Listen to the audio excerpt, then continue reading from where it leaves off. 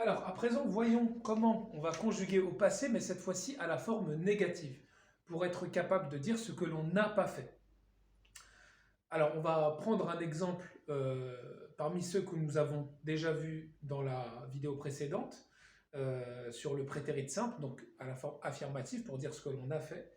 On va prendre par exemple le verbe jouer en écrivant la phrase « il a joué ». Donc si vous vous rappelez bien, « il a joué », en anglais on n'aura que le verbe jouer conjugué au prétérit, au passé. Donc qu'est-ce qu'on va mettre à la fin du verbe jouer? Alors d'abord, comment se dit le verbe jouer?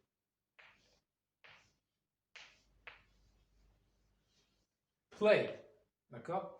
Et à la fin de ce verbe-là, on va rajouter, pour ceux qui s'en rappellent, ED.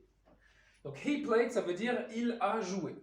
J'ai laissé volontairement un espace entre les deux parce que vous allez comprendre que pour conjuguer un verbe au passé à la forme négative, on va devoir utiliser un auxiliaire. Voilà, donc c'est assez nouveau pour nous parce que nous en français, lorsqu'on veut mettre une phrase à la forme négative ou à la forme interrogative, on va procéder d'une autre façon. Par exemple, il n'a pas joué, on va utiliser ne et pas. En anglais, on va utiliser un mot qui s'apparente au mot pas, sauf qu'on va devoir lui ajouter un auxiliaire, et cet auxiliaire, c'est le verbe do, qui, quand il n'est pas auxiliaire, veut simplement dire faire. Mais ici, il n'aura pas le rôle de verbe, il aura le rôle d'auxiliaire. Donc un auxiliaire, comme un auxiliaire de vie, c'est quelqu'un qui va aider. Donc ce do là, il va nous aider à mettre notre phrase à la forme négative. Je vous rappelle qu'au présent, également on utilise do. Quand vous dites j'aime, I like, je n'aime pas, I do not like. Et bien cette fois-ci, notre petit do, on va le mettre à la forme prétérit. Et vous vous rappelez quand je vous avais dit qu'il y avait des catégories de verbes réguliers et irréguliers? Eh bien là, c'est simple, do est un verbe irrégulier. Donc, il va falloir se rappeler de sa forme négative, de sa forme prétérit, pardon.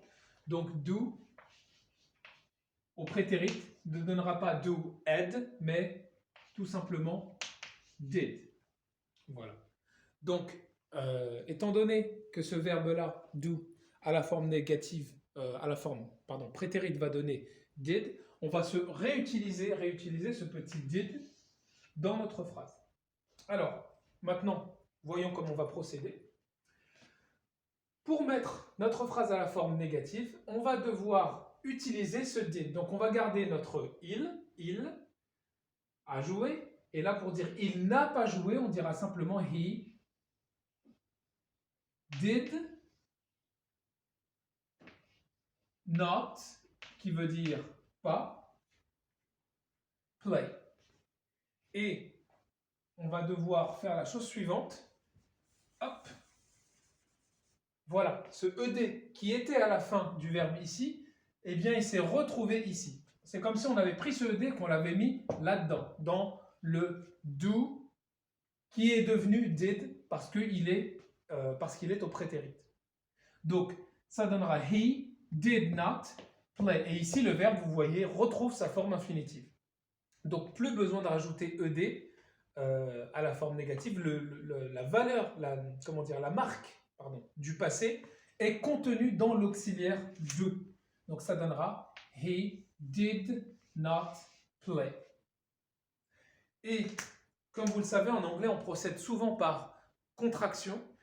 Et on va pouvoir faire fusionner ces deux mots-là pour n'en former qu'un seul. Et ça donnera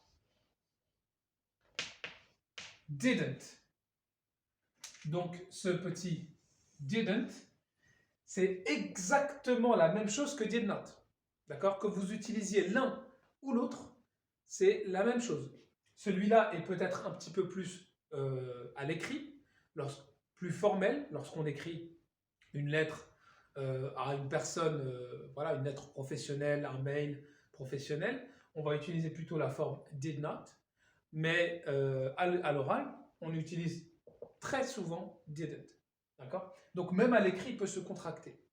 Donc on va avoir did not qui va se transformer en didn't selon la façon dont vous voulez le dire, mais il n'y a aucune différence sémantique, aucune différence de sens entre did not et didn't, suivi du verbe play qui retrouve ici sa forme initiale. Voilà. Donc maintenant, la question à se poser, c'est est-ce qu'on va avoir la même situation avec un verbe irrégulier? Eh bien, oui.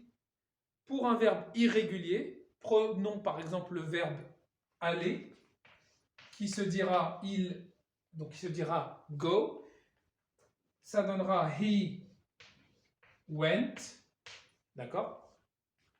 Donc, de la même façon qu'on ne dira pas he didn't played, on ne dira pas he didn't went.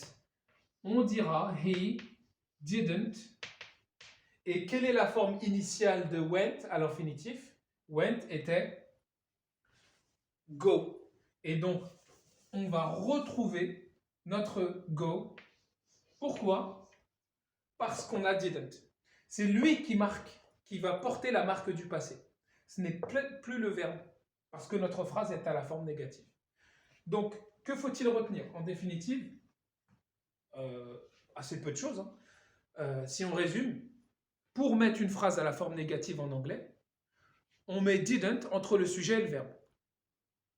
Si je devais résumer.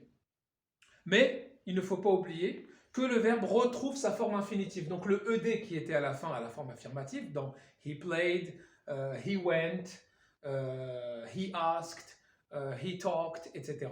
Ce petit ed là va disparaître à la forme négative parce qu'il sera dans le didn't. C'est ça qu'il faut retenir. Il est très courant dans des copies que je corrige de trouver la faute suivante, he didn't went. Voilà. Donc le plus dur à retenir, c'est ceci. Se rappeler que le verbe retrouve sa forme initiale, donc ce qu'on appelle la forme infinitive ou la base verbale, appelez-la comme vous voulez, c'est juste le verbe quand il n'y a rien. D'accord? Pas de D, pas de S, pas de rien. Et donc là, du coup, bonne nouvelle, c'est que si c'est un verbe irrégulier que vous devez conjuguer, eh ben vous n'avez plus besoin de savoir quelle est sa forme irrégulière. Imaginons que vous l'ayez oublié. Si la phrase à faire est à la forme négative ou interrogative, vous le verrez dans une troisième vidéo, à la forme négative, eh bien le verbe, on s'en fiche de savoir si on dit went ou si on dit s'il a une autre forme, puisque vous n'avez pas besoin d'utiliser la forme irrégulière. Et pour les verbes réguliers, il n'y a rien à savoir d'autre qu'il faut que rajouter ed. Donc, la forme négative, tout simplement, si on devait schématiser, ça donnerait, donc forme négative, sujet, plus did not, qui peut se transformer en didn't, plus verbe, ce grand V c'est verbe, à la forme infinitive. Donc, si on devait schématiser, ça donnerait ça, pour la forme négative. Voilà. En espérant que ça a été clair, encore une fois, dans la description, vous trouverez les liens vers vos pages Drive, dans lesquelles il y a la leçon complète sur le prétérit à la forme négative et également la forme affirmative. Et la troisième partie est à venir pour la forme interrogative. Voilà, merci.